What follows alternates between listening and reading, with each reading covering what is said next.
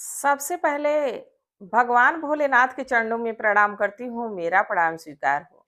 आदिशक्ति माँ भवानी गौरा के चरणों में प्रणाम करती हूँ, मेरा प्रणाम स्वीकार हो। सभी देवी देवताओं के चरणों में प्रणाम करती हूँ, मेरा प्रणाम स्वीकार हो। आप सभी गुरु भाई, गुरु बहनों के चरणों में प्रणाम करती हूँ, मेरा प्रणाम स्वीकार हो। गुरु भाई, गुरु बहनों, आप लोगों के साथ से, आप लोगों के सपोर्ट से मेरे चैनल की कथा और शिव शिष्यों तक पहुंचती है। तो आप लोगों से हाथ जोड़ के यही निवेदन है कि आप लोग कथा को ज्यादा से ज्यादा शेयर करिए ताकि महादेव की कथा और शिव शिष्यों तक पहुंच सके। अगर जो आप लोग चैनल पे नए हैं तो सब्सक्राइब कर लीजिए ताकि जो वीडियो पड़े, जो कथा पड़े, वो आप लोगों तक आसानी से पहुंच जाए।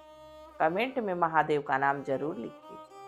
महादेव का नाम लिखने से, बोलने से सारे कष्ट दूर हो जाते हैं, सारी परेशानी दूर हो जाती है। तो महादेव का नाम जरूर लिखिए। और एक बात, आप शिव को गुरु बनाए हैं, महादेव को अपना इष्ट बनाए हैं, महादेव को अपना सब कुछ मान लिए हैं। जब 3 सूत्रों का पालन कर रहे हैं, तो जब महादेव की चर्चा चल रही हो, महादेव की भजन चल रही हो, महादेव की महिमा का गुणगान चल रहा हो, तो पूरा सुनना चाहिए। आधा अधूरा सुनने पे एक तो कोई ज्ञान नहीं प्राप्त होगा और दूसरा महादेव का अपमान होगा। तो आप लोग कथा को पूरा सुना करिए।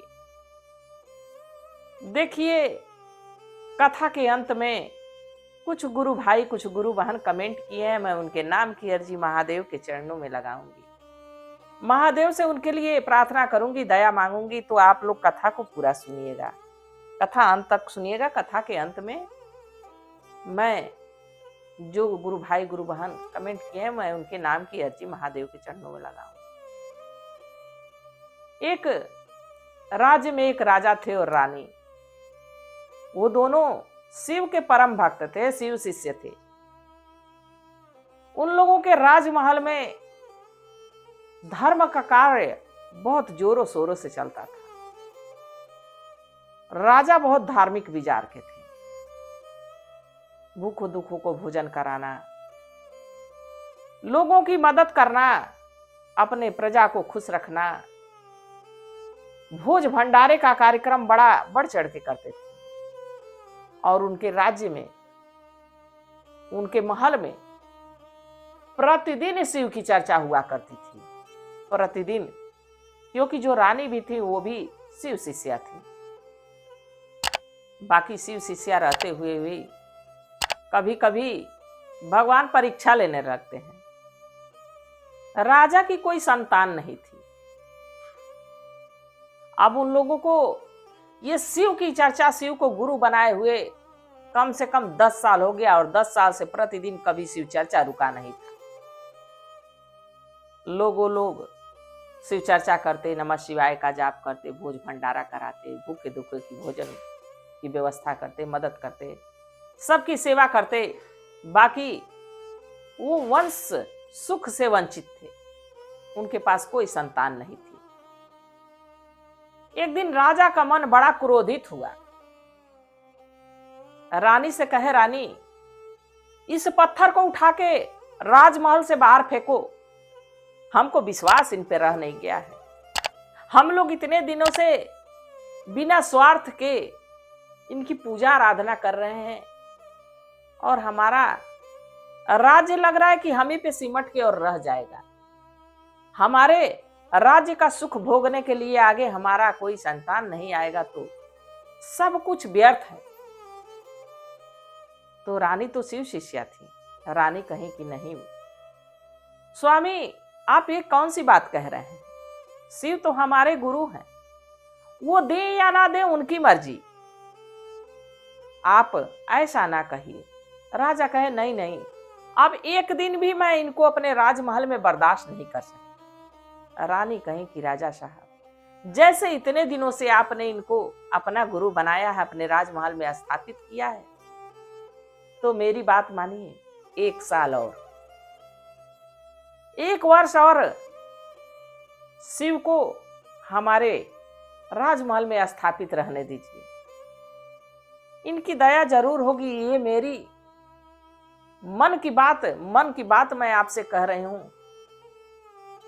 मुझे लगता है कि शिव की कृपा हम पे हो चुकी है।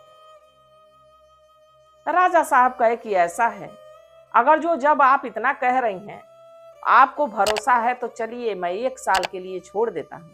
पर 1 साल के बीच में अगर हमारी कोई संतान नहीं हुई, तो हम इनको राजमहल से बाहर निकाल देंगे और कोई पूजा आराधना नहीं होगी हमारे राजमहल में। रानी कही कि ठीक है। रानी महादेव से दया मांगने लगी कि हे महादेव, अब आपकी शिष्या की परीक्षा की घड़ी है। मैं कभी आपसे दूर नहीं होना चाहती, कभी आपके पूजा पाठ को छोड़ना नहीं चाहती। मैं सदा आपकी सेवा करना चाहती हूँ। इस सेवा से वंचित ना करिए।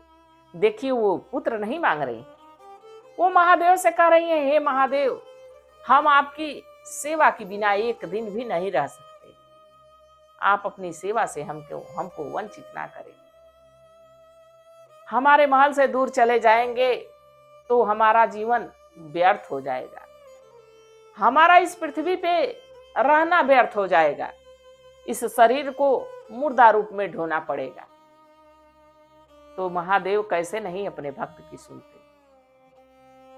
1 ही 2 महीने के बाद पता चला कि रानी गर्भवती है। राजमहल में खुशी का माहौल, बिल्कुल उत्सव मनाने लगे सब लोग। शिव चर्चा, इतनी जोरों शोरों से शिव चर्चा होने लगी, महादेव की पूजा आराधना होने लगी। धीरे धीरे धीरे धीरे समय बीता। 9 महीने के बाद खूब सुंदर से बालक को रानी जन्म दी।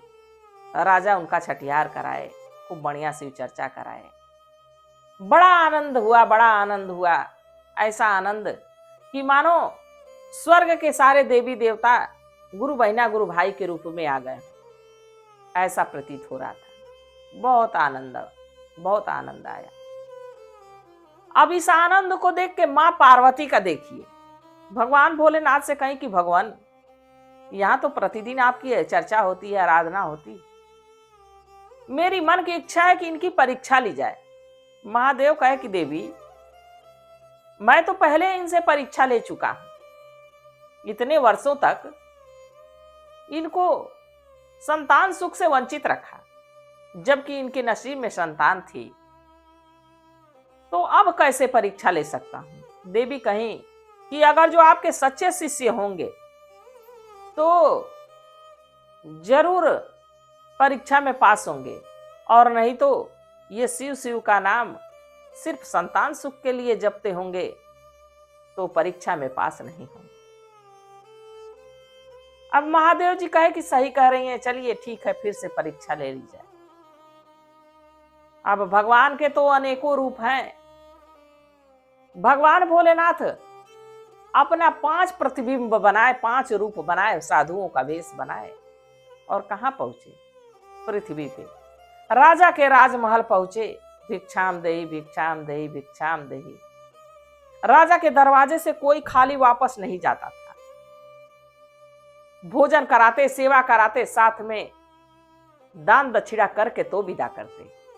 ऐसे थे राजा। जब साधु संत महात्मा लोग पहुंचे, राजा स्वयं अपने राज सिंहासन से उतर के आए। महात्मा जी, अहो भाग्य हमारे कि आप हमारे घर आए। हमारी बड़ी भाग्य है कि आप हमारे दरवाजे आए। आपको क्या चाहिए, क्या सेवा करूं? महात्मा लोग कहे कि हमको कोई चीज नहीं चाहिए, हमको सिर्फ भोजन करा दीजिए, हम लोग कई दिनों से यात्रा कर रहे हैं, भूखे हैं। राजा कहे कि तुरंत मैं व्यवस्था करता हूं। तुरंत अपने रसोइया से कहे कि 56 भोग बनाया जाए, नहा धुल के रसोई साफ करके, क्योंकि महात्मा लोग हमारे दरवाजे आए हैं और मैं भोजन स्वयं उनको अपने हाथों से कराऊंगा। थोड़ी देर में खाना पक के तैयार हो गया। राजा साहब कहे, महात्मा जी आप लोग आसन ग्रहण करिए, भोजन मैं स्वयं अपने हाथों से परोसूंगा। सारे 5 महात्मा लोग कतार में बैठ गए, एक लाइन में। अब जैसे राजा खाना परोसने के लिए थाल लेके आए, महात्मा जी कहे कि हम ये भोजन नहीं करेंगे। राजा कहे कि इस भोजन में क्या खराबी है? हमारा रसोइया रसोई साफ करके और खुले आसमान के नीचे आपके लिए भोजन बनाया है नहा धो के, तो ये भोजन तो पूरी तरह से सात्विक है, आप क्यों नहीं खाएंगे? महात्मा जी कहे कि आज तो हम तुम्हारे पुत्र के मांस खाएंगे। राजा कहे, महात्मा जी, बड़े ही पूजा और बड़े ही यज्ञ अनुष्ठान से हमारा पुत्र प्राप्त हुआ है, शिव की कृपा हुई है, और आप लोग खाने की मनसा जाहिर कर रहे हैं। किस माता पिता से हो सकता है, मैं तो नहीं कर सकता। तो महात्मा लोग कहे, यानी तुम शिव सिर्फ पुत्र प्राप्ति के लिए कर रहे थे, शिव की आराधना पुत्र के लिए कर रहे थे।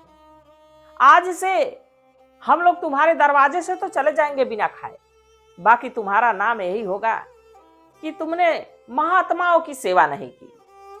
राजा कहे, नहीं नहीं महात्मा जी, आज तो मैं आपको भोजन करा के ही भेजूंगा। और महात्मा जी से बैठने के लिए कहे, रानी के पास गए। रानी, उनका 5 साल का बेटा था। रानी, कहाँ है बेटा? राजकुमार कहाँ है? आज उनको चीरना है और महात्मा जी को भोजन कराना है। रानी, राजा साहब क्या कह रहे हैं? राजा साहब कहे कि हाँ रानी, और महात्मा जी लोग ये भी कहे हैं कि माता और पिता दोनों मिलके बच्चे को चीर के और उसका मांस हमको परोसे। चलिए रानी, हम लोग अपना धर्म निभाते हैं, आगे शिव की मर्जी। बेटे को लेके गए। राजा और रानी आरी लेके चीरना प्रारंभ किए। जब चीरना शुरू किए तो रानी की आंखों में से झरझर लोर गिर रही है, राजा की आंखों में से झरझर लोर गिर रही है। वाह रे, कैसा वो समय रहा होगा, कैसा वो मंजर रहा होगा। आप लोग स्वयं सोच सकते हैं कि अपने स्वयं के बेटे को अगर जो कोई चोट लग जाए तो कितना दर्द होता है। वहां तो चीरने की बात थी। अब राजा और रानी मिलके अपने बेटे को चीर रहे हैं। रानी बेहोश हो चुकी थी, बेहोश हो गई बच्चे को चीरता देख के। राजा अपने कलेजे पे पत्थर रख के 2 टुकड़े किए। जब 2 टुकड़े किए, महात्मा लोग कहे कि ठीक है, इसका मांस परोस दिया जाए, हम लोग कच्चा ही इसका मांस खाएंगे और इसका खून पिएंगे। राजा सबको थोड़ा थोड़ा मांस परोसे काट काट के। सारे महात्मा उस मांस को खा लिए। इसके बाद महात्मा लोग कहे, राजा पूछे कि महात्मा लोग से कि महात्मा जी और कुछ आपकी इच्छा हो तो वो भी बता दीजिए। महात्मा जी कहे कि हाँ, जो हम लोग खाए हैं, जो हड्डियां गिरी हैं जमीन पे, उसको उठाओ, हमारे कमंडल में एक एक हड्डी डाल दो। राजा एक एक हड्डी उठाए और सारे महात्माओं के कमंडल में डाले। राजा ये करते समय मूर्छित होके और गिर पड़े, वो भी बेहोश हो गए। अब वहां से सारे संत अंतर ध्यान हो गए। थोड़ी देर के बाद गुरु भाई गुरु बहनों, ऐसी चमत्कार, ऐसा लीला पृथ्वी पे हुआ कि 5 कमंडल से एक एक पुत्र, सेम जैसे राजा के पुत्र थे वैसे ही एक एक पुत्र आए। पिताजी पिताजी, माँ जी। राजा रानी झटके से उठे, देखे कि एक जगह पे 5 पुत्र। खुशी का ठिकाना नहीं रहा। तभी भविष्यवाणी होती है कि तुम श्रापित थे, तुम्हारे संतान योग 5 थे, पर तुम पिछले जन्म में संतों की निरादर किए थे, संतों के साथ भोजन नहीं कराए थे, उनके साथ गलत व्यवहार किए थे, इसीलिए तुम इस जन्म में संतान पाने के लिए तरस रहे थे। बाकी तुम्हारे पुण्य कर्म थे, तुम शिव की आराधना कर रहे थे, इसलिए तुमको 1 पुत्र प्राप्त हुआ। बाकी तुमने संतों की सेवा की तो तुमको 5 पुत्र प्राप्त हुआ। अगर जो तुम अपने बात से मुकर जाते तो वो भी एक संतान तुम्हारे जीवन में नहीं रहती। तो देखिए, महादेव की कृपा हुई कि 5-5 पुत्र राजमहल में आ गए। खुशी का ठिकाना नहीं रहा। शिव की आराधना होने लगी, शिव की पूजा होने लगी, पूरा शिवमय वो राज तो गुरु भाई गुरु बहनों, जब शिव की कृपा हो जाए तो समझ लीजिए कि आपके जीवन की लीला बहुत आगे जाने वाली है। और जैसा कि मैं कही थी कि कुछ गुरु भाई कुछ गुरु बहन कमेंट किए हैं, मैं उनके नाम की अर्जी महादेव के चरणों में लगाऊंगी। तो देखिए, गोलू गुप्ता गुरु भाई, कमेंट करने के लिए बहुत बहुत धन्यवाद। मैं महादेव से प्रार्थना करती हूँ कि हे महादेव, हे शिव गुरु, इन पे इनके पूरे परिवार पे दया दृष्टि अपनी बनाए रखिएगा, सदा अपना आशीर्वाद बनाए रखिएगा। और देवेंद्र गुरु भैया, आप लगभग हमारी सारी कहानियों पे कमेंट करते हैं, सारी कहानियों को सुनते हैं, इसके लिए तहे दिल से बहुत बहुत शुक्रिया। मैं महादेव से प्रार्थना करती हूँ कि हे भोलेनाथ, हे शिव गुरु, इन पे इनके पूरे परिवार पे अपनी दया दृष्टि बनाए रखिए, सदा इनको सुखी रखिए, सदा इनको स्वस्थ रखिए। और सुनीता गुरुबाना, कमेंट करने के लिए बहुत बहुत धन्यवाद। मैं महादेव से प्रार्थना करती हूँ कि हे भोलेनाथ, हे शिव गुरु, ये इस कथा को सुनी, देखी, इस पे कमेंट की और आपकी कथाओं को सुनती हैं और सुनाती हैं, इसके लिए इन पे और इनके पूरे परिवार पे अपनी दया दृष्टि बनाए रखिए, सदा इनको खुश रखिए, स्वस्थ रखिए, मस्त रखिए। और राजू गुरु भैया, बहुत बहुत धन्यवाद कमेंट करने के लिए। मैं महादेव से प्रार्थना करती हूँ कि हे भोलेनाथ, हे शिव गुरु, इन पे इनके पूरे परिवार पे अपनी दया दृष्टि बनाए रखिएगा, सदा इनको खुश रखिएगा। और बलजीत कौर गुरुबाना, आप लगभग हमारी सभी कहानियों को सुनती हैं, देखती हैं, इसके लिए तहे दिल से शुक्रिया। आपको और आपके पूरे परिवार को मैं महादेव से प्रार्थना करती हूँ कि हे भोलेनाथ, हे शिव गुरु, ये और इनके पूरे परिवार पे अपनी दया दृष्टि बनाए रखिएगा, सदा इनको खुश रखिएगा, स्वस्थ रखिएगा, मस्त रखिएगा। और मीरा गुरुबाना, बहुत बहुत धन्यवाद। मैं महादेव से प्रार्थना करती हूँ कि हे भोलेनाथ, हे शिव गुरु, इन पे इनके पूरे परिवार पे अपनी दया दृष्टि बनाए रखिए, सदा इनको सुख का, आनंद का जीवन बीते। और निरूपमा सिंह, ये लगभग सभी कहानियों पे कमेंट करती हैं। गुरुबाना, मैं महादेव से प्रार्थना करती हूँ कि हे भोलेनाथ, हे शिव गुरु, इन पे इनके पूरे परिवार पे अपनी दया दृष्टि बनाए रखिएगा, सदा इनको खुश रखिएगा, स्वस्थ रखिएगा, मस्त रखिएगा। और अभय सिंह गुरु भैया, बहुत बहुत धन्यवाद। मैं महादेव से प्रार्थना करती हूँ कि हे भोलेनाथ, हे शिव गुरु, इन पे इनके पूरे परिवार पे अपनी दया दृष्टि बनाए रखिएगा, सदा इनको खुश रखिएगा, स्वस्थ रखिएगा, मस्त रखिएगा। और पुष्पा देवी, इनकी पोती जी प्रीति जी, कहीं हमारी दादी आपकी कथा रोज सुनती हैं, तो इसके लिए आपकी दादी जी को आपको बहुत बहुत धन्यवाद।